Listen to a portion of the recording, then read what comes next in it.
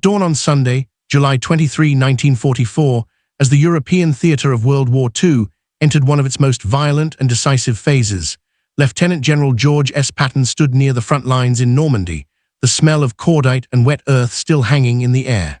The date mattered because by mid-1944 Patton's reputation had already solidified into legend, yet the details of how he saw himself as a commander were still misunderstood.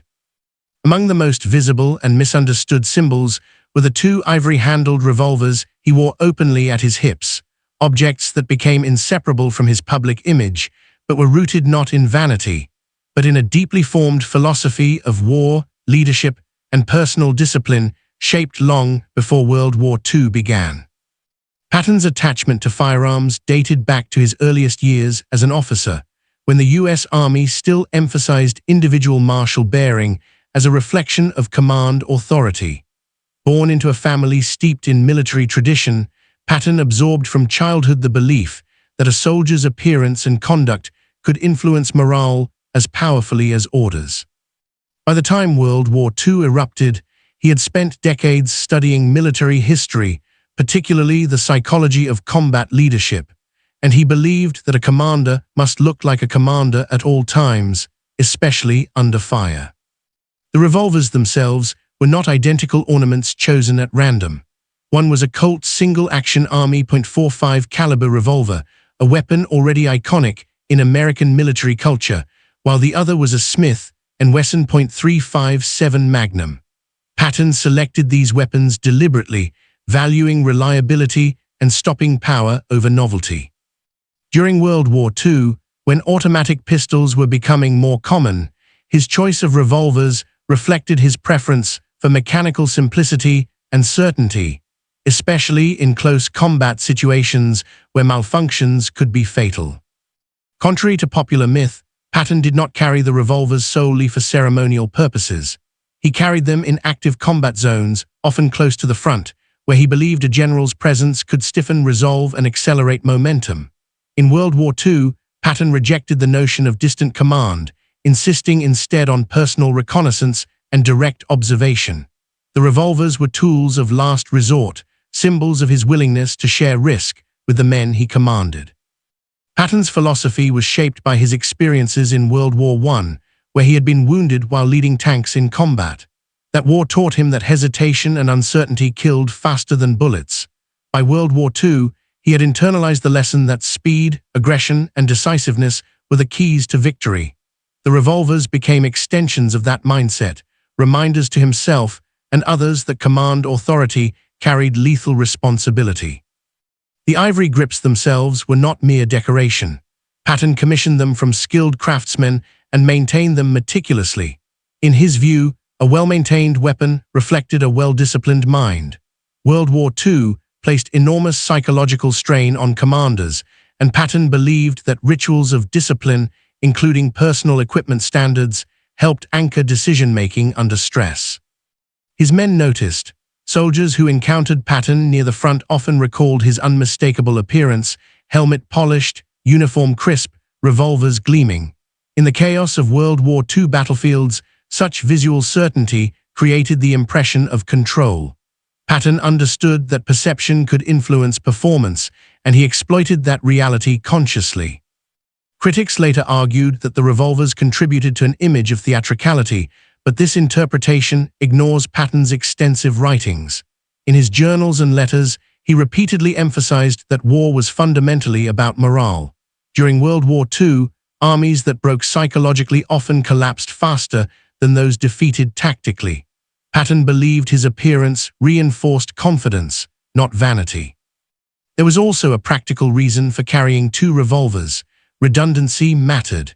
Patton distrusted reliance on a single weapon, especially in unpredictable environments. World War II combat zones were notorious for mud, debris, and mechanical failure. Two revolvers ensured that if one failed, another remained immediately available without the need to reload under pressure. Patton's insistence on personal armament also reflected his belief that rank did not exempt anyone from danger. In World War II, generals were sometimes targeted deliberately by enemy artillery or aircraft. Patton refused to rely solely on escorts for protection. He viewed personal readiness as an extension of command responsibility. The revolvers also carried symbolic meaning rooted in Patton's study of classical warfare. He admired ancient commanders who led from the front and believed that visible courage inspired obedience more effectively than fear. World War II, despite its industrial scale, still depended on human will, and Patton saw himself as a modern embodiment of an older martial tradition. During the North African campaign, Patton's presence near the front lines was often decisive in restoring discipline after early American setbacks. Soldiers who had retreated or faltered encountered a commander who projected absolute confidence. The revolvers, worn openly, reinforced the impression that Patton was prepared for immediate action, not detached supervision. His approach contrasted sharply with more reserved commanders, highlighting differing philosophies within the Allied command structure. World War II required coordination among diverse personalities, and Patton's style was intentionally polarizing. He believed that clarity of intent mattered more than universal approval. The revolvers also served as personal anchors. Patton was deeply superstitious and believed in destiny and reincarnation, ideas that influenced his worldview. Objects associated with his identity, including his weapons, provided continuity amid the chaos of World War II. They reminded him of who he was and what he believed he was meant to do. Despite his aggressive image, Patton rarely used his revolvers in combat. Their value lay in readiness rather than action. In World War II, the mere presence of force often shaped outcomes without being exercised. Patton understood deterrence at the personal level as well as the strategic one. His insistence on carrying the revolvers sometimes clashed with regulations and expectations of decorum. Yet Patton accepted criticism as the price of authenticity. He believed that conformity weakened leadership, a belief reinforced by his study of military failures throughout history. The revolvers became inseparable from Patton's public image partly because he allowed them to be. He did not hide them or downplay their significance.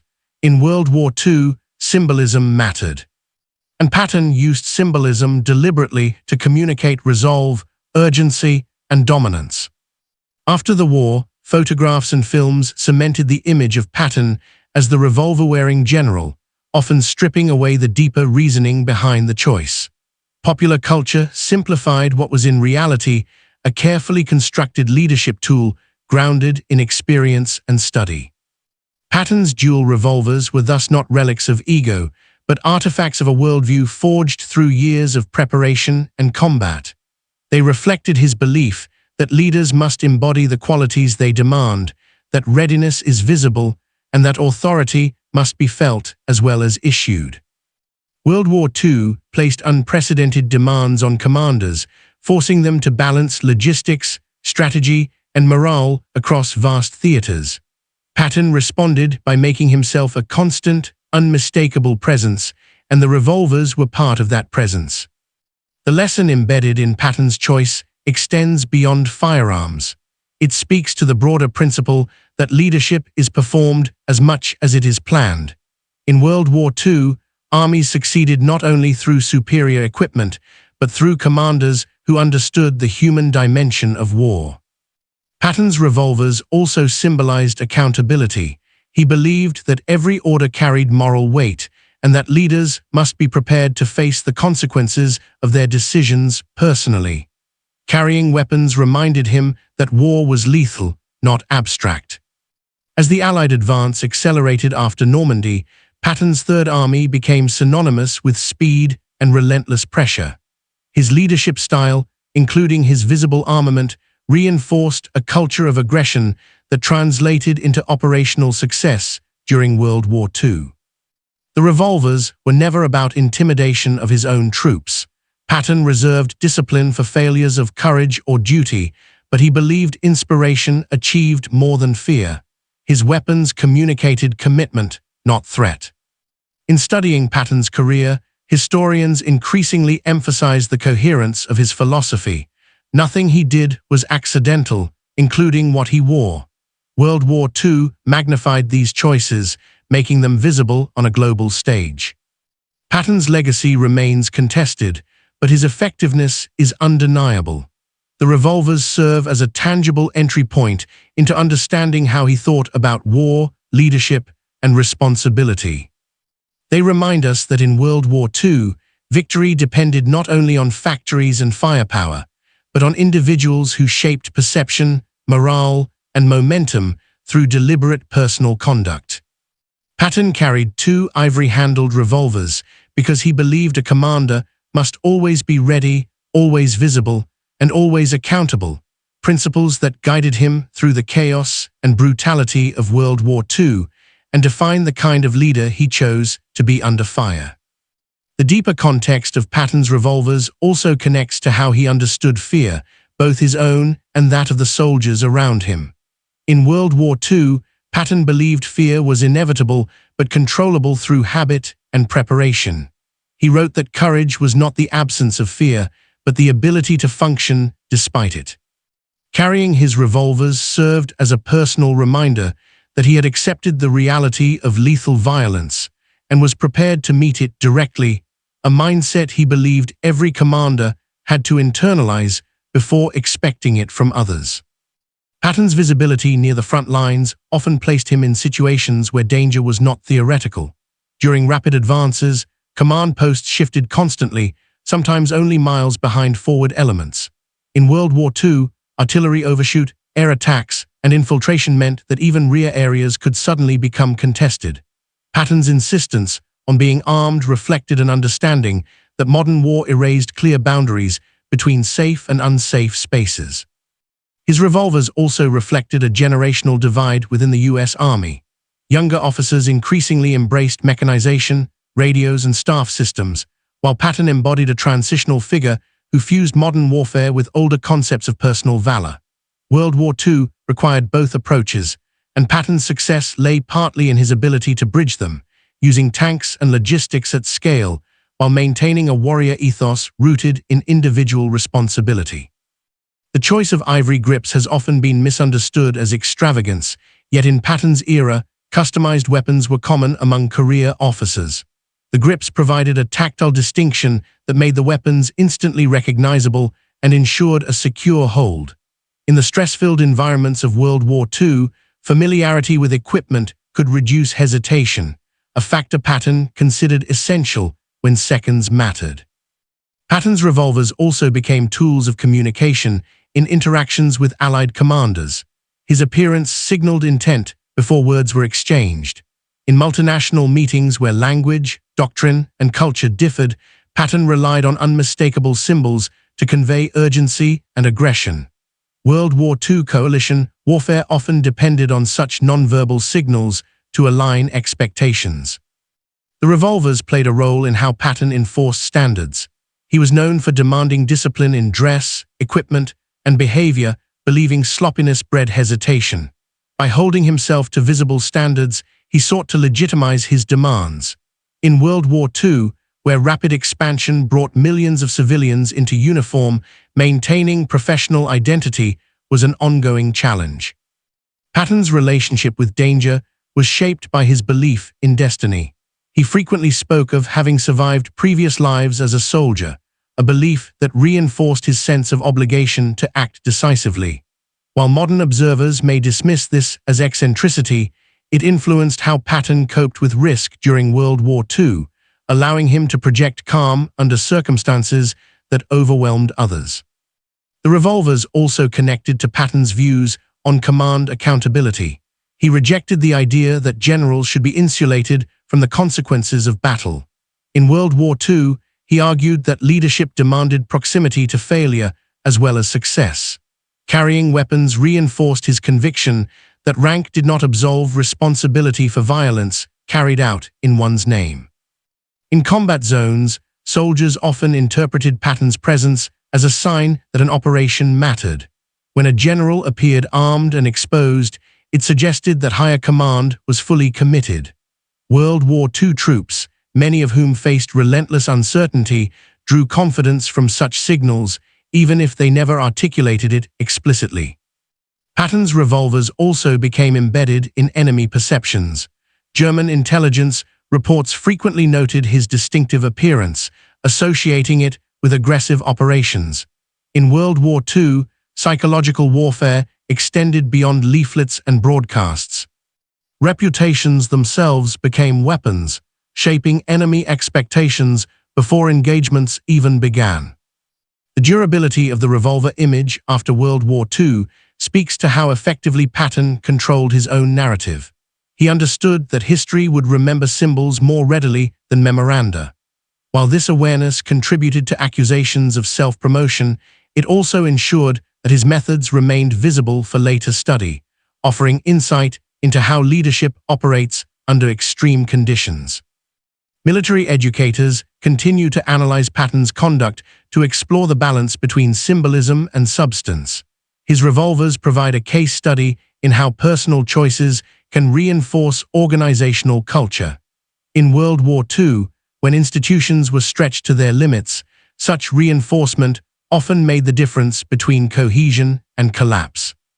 Patton's approach also invites comparison with commanders who rejected visible symbolism. The contrast highlights that effective leadership in World War II did not follow a single template. What mattered was consistency between belief, behavior, and expectation, a consistency Patton maintained through deliberate personal conduct. The revolvers thus functioned as anchors in a rapidly changing environment. Campaigns shifted, units rotated, and plans evolved, but Patton's visible readiness remained constant. In World War II, where uncertainty was the norm, such constancy provided a psychological stabilizer for those around him. As the war progressed and casualties mounted, Patton's philosophy faced increasing moral scrutiny. His insistence on aggression raised questions about cost and necessity, yet even critics acknowledged that he never separated himself from the burdens he imposed. The revolvers symbolized that acceptance of burden in a way few artifacts could. In studying Patton, historians often emphasize his contradictions: intellectual yet impulsive, disciplined yet theatrical. The revolvers encapsulate these tensions. They were practical weapons and theatrical symbols, reflecting the dual demands of leadership in World War II, where perception and performance were inseparable.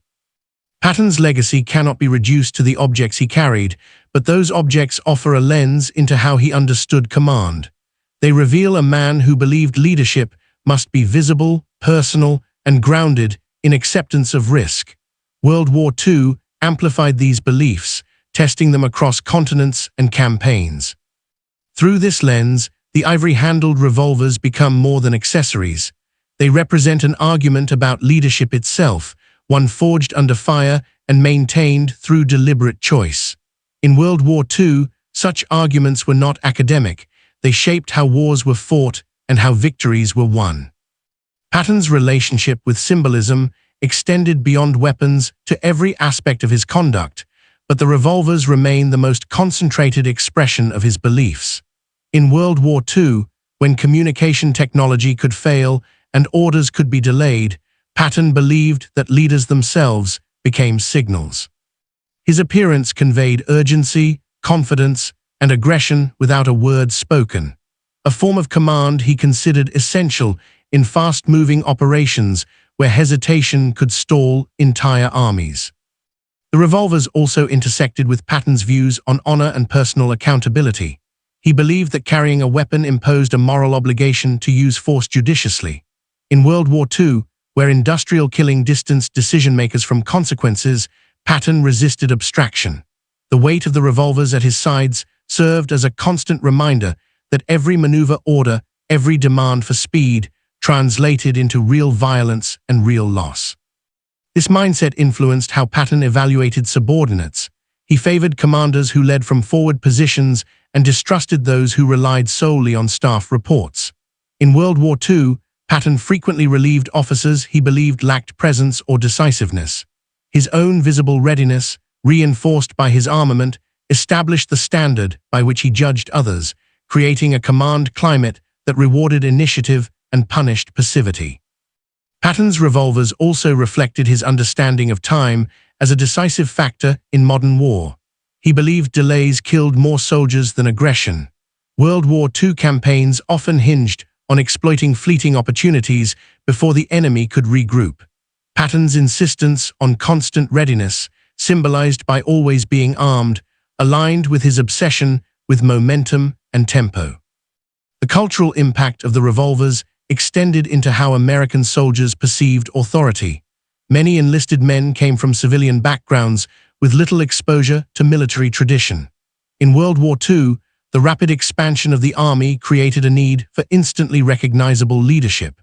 Patton's unmistakable appearance cut through unfamiliarity, providing a focal point around which discipline and identity could coalesce.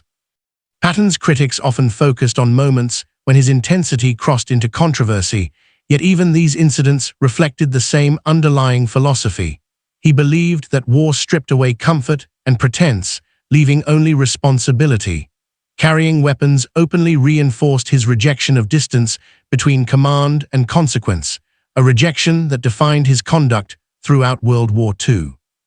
The revolvers also served as personal continuity across campaigns. From North Africa to Sicily to France, Patton faced shifting political pressures and evolving strategic priorities. World War II required adaptability, but Patton anchored himself in consistent personal symbols that reinforced his sense of purpose amid change.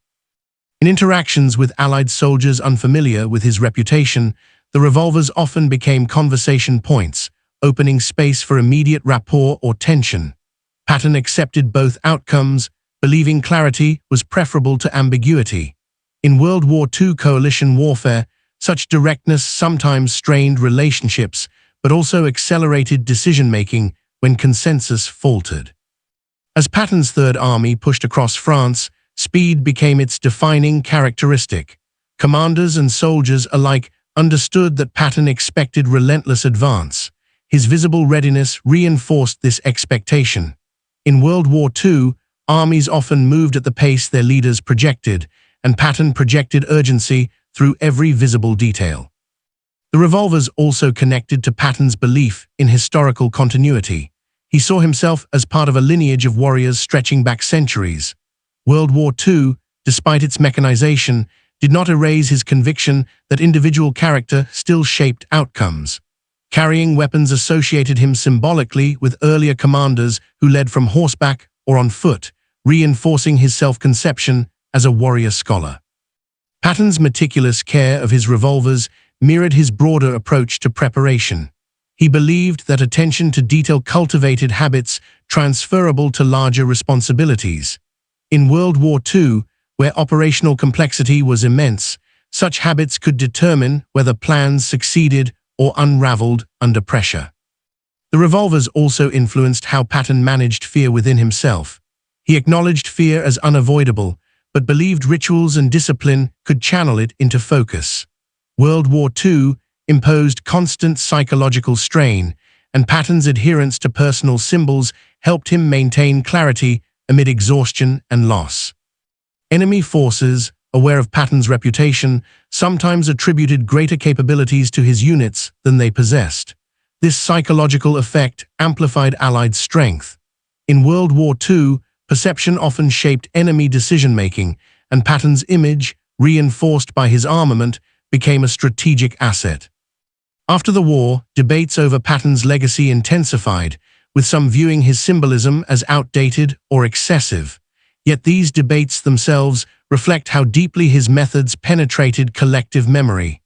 World War II produced many competent commanders, but few whose personal conduct became so emblematic of their approach to war. The revolvers thus endure as entry points into understanding Patton not as caricature, but as a complex leader navigating unprecedented challenges. They reveal how he balanced intellect and instinct, discipline and performance within the brutal realities of World War II. In examining Patton's choices, modern readers confront enduring questions about leadership under extreme conditions. How visible should authority be? How much symbolism strengthens morale? How leaders reconcile distance with responsibility? World War II provides the testing ground for these questions, and Patton's revolvers remain among the most vivid artifacts through which they can be explored. Through this continuing lens, the story of Patton's ivory-handled revolvers expands beyond personal preference into a study of how individuals shape institutions through deliberate self-presentation. In World War II, where millions were mobilized and lives depended on rapid decisions, such choices carried consequences far beyond appearance, embedding themselves into the operational culture that drove the Allied advance forward.